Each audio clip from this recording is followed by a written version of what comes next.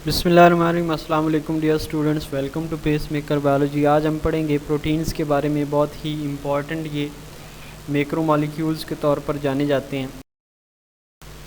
जी, proteins कुछ ऐसे macromolecules हैं जो अमाइनो एसिड्स से मिलकर बने होते हैं। इनको हम पॉलीमर्स ऑफ अमाइनो एसिड्स कहते हैं। यानी बहुत सारे जब अमाइनो एसिड्स मिलते हैं तो उनसे बनने वाले जो मैक्रोमॉलिक्यूल्स हैं उनको हम प्रोटीन्स कहेंगे। और अमाइनो एसिड्स कुछ ऐसे मॉलिक्यूल्स हैं जो कार्बन, हाइड्रोजन और ऑक्सीजन से मिलकर बने होते हैं। इसके स्ट्रक्चर को यहाँ पे हम ब्रीफली डिस्कस करेंगे।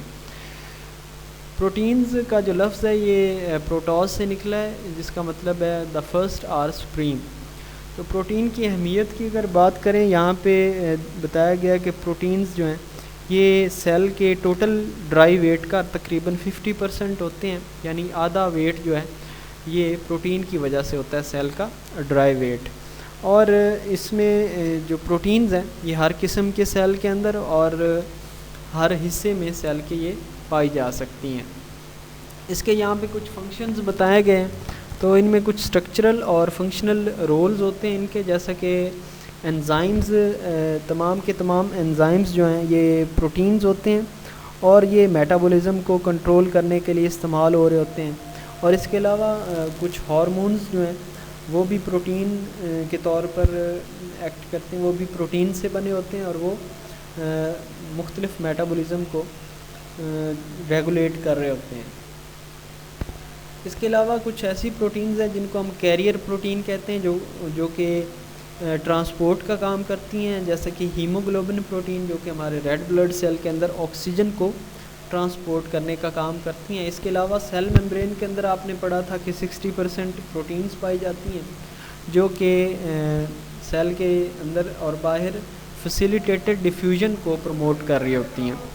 यहाँ पे कुछ प्रोटीन्स के बारे में बताया गया है कि ये ब्लड क्लॉटिंग प्रोटीन होती हैं जो कि खून को जमने में मदद देती हैं। जब इंजरी होती है, कोई ज़ख़म लगता है, तो वहाँ पे ब्लड के फ़्लो को रोकने के लिए क्लॉट को बनाना होता है। तो इसमें फिब्रिनोजन जो है ये मेंशन की गई यहाँ पे।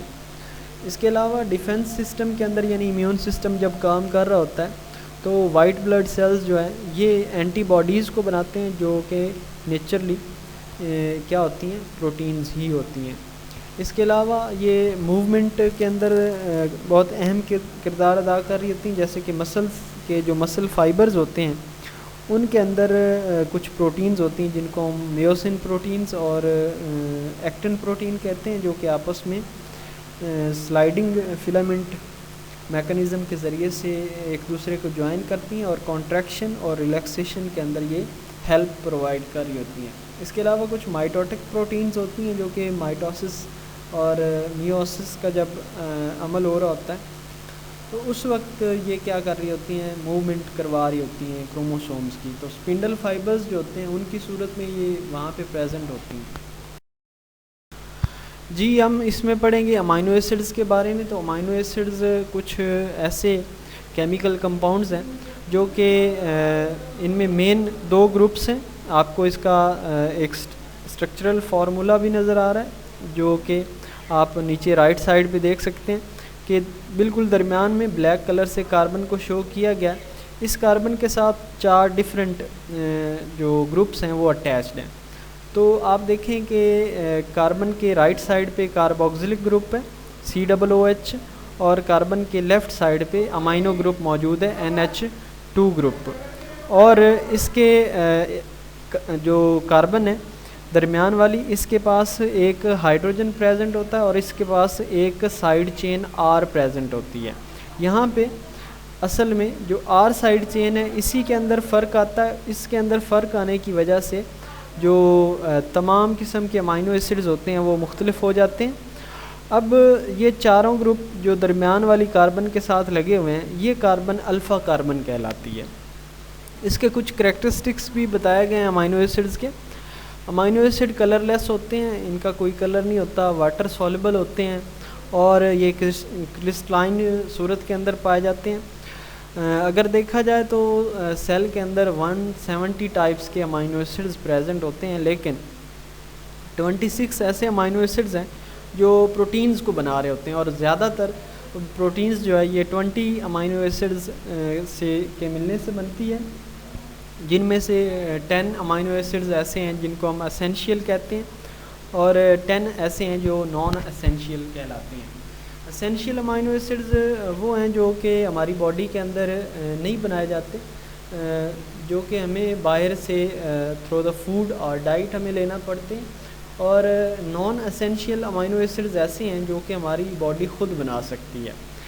इसमें जो आर साइड चेन की हमने बात की है, तो आप अगर फार्मूला के अंदर देखें कि अगर आर की जगह पे अगर एच लगा हुआ है तो वो एक अमाइनो एसिड बनता है ग्लाइसिन, जो कि अपर राइट साइड पे आपको इसका एक फार्मूला नज़र भी आ रहा है। यानी आर की जगह एच आ गया तो इसको हम ग्लाइसिन कहेंगे, और अगर आर की जगह पे CH3 यानी मिथाइल ग्रुप लग गया तो इसको हम एलानिन एक। जी यहाँ पे हम देखेंगे कि अमाइनो एसिड्स जो हैं ये आपस में किस तरह से बॉन्डिंग करते हैं। तो यहाँ पे आपको 2 अमाइनो एसिड्स के जनरल फार्मूलाज दिखाए गए हैं। आप देखें कि जो लेफ़्ट वाला अमाइनो एसिड है उसके कार्बोक्सिलिक ग्रुप का OH, और राइट साइड वाला जो अमाइनो एसिड है उसके अमाइनो ग्रुप का H ग्रुप आपस में ये दोनों रिएक्ट कर रहे हैं, और इनके रिएक्ट करने से एक वाटर मॉलिक्यूल रिलीज़ हो रहा है। और वाटर मॉलिक्यूल रिलीज़ होने के बाद जो लेफ़्ट साइड वाला अमाइनो एसिड है उसके कार्बन और राइट साइड वाले अमाइनो एसिड के नाइट्रोजन के दरमियान में CN बॉन्डिंग हो गई है, यानी कार्बन और नाइट्रोजन की बॉन्डिंग हुई है। तो ये वाला जो बॉन्ड बना है इसको आप कहते हैं पेप्टाइड बॉन्ड, और इसके नतीजे में जो आपको पूरा एक स्ट्रक्चर मिला है ये क्या कहलाएगा, ये पेप्टाइड कहलाएगा, ये डाई पेप्टाइड कहलाएगा, क्योंकि 2 अमाइनो एसिड्स के मिलने से बना। इसको हम क्या कहेंगे, डाई पेप्टाइड। अगर इसी तरह से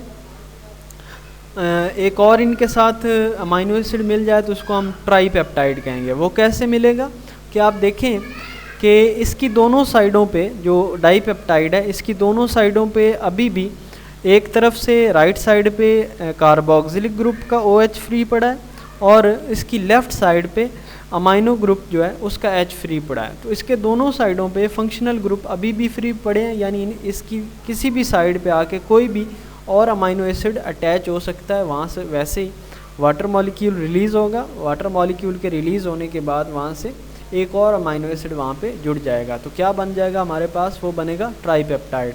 इसी तरह से टेट्रापेप्टाइड, पेंटापेप्टाइड बनेंगे, और डेकापेप्टाइड 10 जिसमें होंगे अमाइनो एसिड उसको हम क्या कहेंगे, डेकापेप्टाइड कहेंगे। और इसी तरह से जो बहुत ज़्यादा अमाइनो एसिड रखेंगे उसको हम क्या कहेंगे, उसको हम पॉलीपेप्टाइड कहेंगे। तो पॉली लफ्ज़ हम ज़्यादा के लिए यूज़ कर रहे होते हैं। तो यहाँ पे आप लेफ़्ट साइड पे देखें, यहाँ पे नीचे लिखा हुआ है कि पॉलीपेप्टाइड अगर अबव 50 हो जाते हैं अमाइनो एसिड्स तो उसको हम पॉलीपेप्टाइड कहेंगे। किसी बुक में अबव 100 भी लिखा होता है कि 100 से ज़ायद जब होते हैं अमाइनो एसिड्स तो फिर हम उसको पॉलीपेप्टाइड कहेंगे। अच्छा, यहाँ पे एक और बात नोट करने वाली है। आपने याद रखना है कि जो डाईपेप्टाइड है उसके अंदर एक पेप्टाइड बॉन्ड है, और जो ट्राईपेप्टाइड है उसके अंदर कितने होंगे, उसके अंदर 2 पेप्टाइड बॉन्ड होंगे। इसी तरह से टेट्रापेप्टाइड है, उसके अंदर कितने होंगे, उसके अंदर 3 पेप्टाइड बॉन्ड प्रेजेंट होंगे। इसी तरह से जो आप कह लें डेकापेप्टाइड है, 10 पेप्टाइड जो रखता है, 10 अमाइनो एसिड्स रखता है, उसमें कितने पेप्टाइड बॉन्ड होंगे, उसमें 9 पेप्टाइड बॉन्ड होंगे। तो आपने पेप्टाइड बॉन्ड्स की अगर तादाद को बताना है तो आपने अमाइनो एसिड्स की तादाद से एक कम करके बता देना है कि इसमें पेप्टाइड बॉन्ड। जी, यहाँ पे अमाइनो एसिड्स का जो स्ट्रक्चर है उसको हमने डिस्कस किया।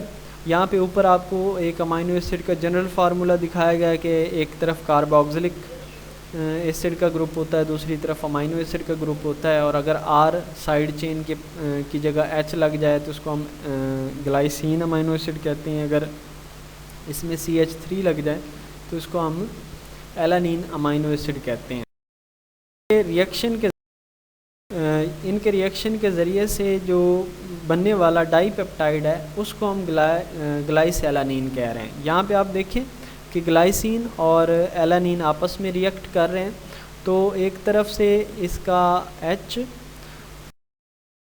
जी, यहाँ पे आपको प्रोटीन्स की क्लासिफिकेशन दिखाई गई है तो दो तरह से क्लासीफाई किया जाता है, एक तो कंपोजिशन की बुनियाद पे, दूसरा हाइड्रोलाइसिस के प्रोडक्ट्स की बुनियाद पे। तो इनमें फाइब्रस प्रोटीन जो है सबसे पहले कंपोजिशन के हवाले से बताया गया, ये थ्रेड लाइक प्रोटीन्स होती हैं और इनमें मिसालें केराटिन प्रोटीन जो हमारे नेल्स के अंदर, हमारे हेयर्स के अंदर प्रेजेंट होती हैं, कोलेजन प्रोटीन जो हैं ये हमारे बोन्स और कार्टिलेज के अंदर प्रेजेंट होती हैं, मियोसिन प्रोटीन जो होती हैं ये हमारे मसल्स के अंदर प्रेजेंट होती हैं। और इसके अलावा जो ग्लोबुलर प्रोटीन्स होती हैं ये हमारे हीमोग्लोबिन आपने पढ़ा था, ये गोल प्रोटीन्स होती हैं। और इंसुलिन जो है ये प्रेजेंट होती है हमारे पेंक्रियाज से, ये रिलीज़ हो रही होती है, तो ये ब्लड ग्लूकोज के लेवल को कम करने के लिए इस्तेमाल हो रही होती है। इसके अलावा जो हाइड्रोलाइसिस के प्रोडक्ट्स की बुनियाद पे इनको तीन तरह से क्लासीफाई किया गया। सबसे पहले सादा प्रोटीन होती हैं जो कि बिल्कुल सिंपल सब यूनिट से मिलकर बनी होती हैं, थोड़े से सब यूनिट्स होते हैं अमाइनो एसिड के इनके अंदर। एल्ब्यूमिन प्रोटीन और ग्लोब्यूलिन प्रोटीन यहाँ पे मेंशन की गई है। उसके अलावा कॉन्जुगेटेड प्रोटीन्स जो मुख्तलिफ़ तरह के और जो कंपाउंड्स होते हैं उनके साथ जब प्रोटीन्स मिल जाती हैं तो कॉन्जुगेटेड प्रोटीन्स बनती हैं, जैसा कि न्यूक्लियो प्रोटीन्स हैं जो कि न्यूक्लिक एसिड के साथ मिलती हैं, ग्लाइकोप्रोटीन और क्रोमोप्रोटीन्स, ये तीन तरह से इनको क्लासीफाई किया गया है। इसके अलावा ड्राइव्ड प्रोटीन्स जो होती हैं इसमें प्रोटियोजेज और पेप्टोन्स और पेप्टाइड्स, ये कुछ मुख्तलिफ़ तरह के जो कंपाउंड्स हैं उनसे इनको ड्राइव किया गया है। जी ये था हमारा आज का लेक्चर, उम्मीद है आपको समझ आया होगा। आपका कोई क्वेश्चन हो तो आप कमेंट सेक्शन के अंदर पूछ सकते हैं। Stay connected with pacemaker biology. अल्लाह हाफिज़।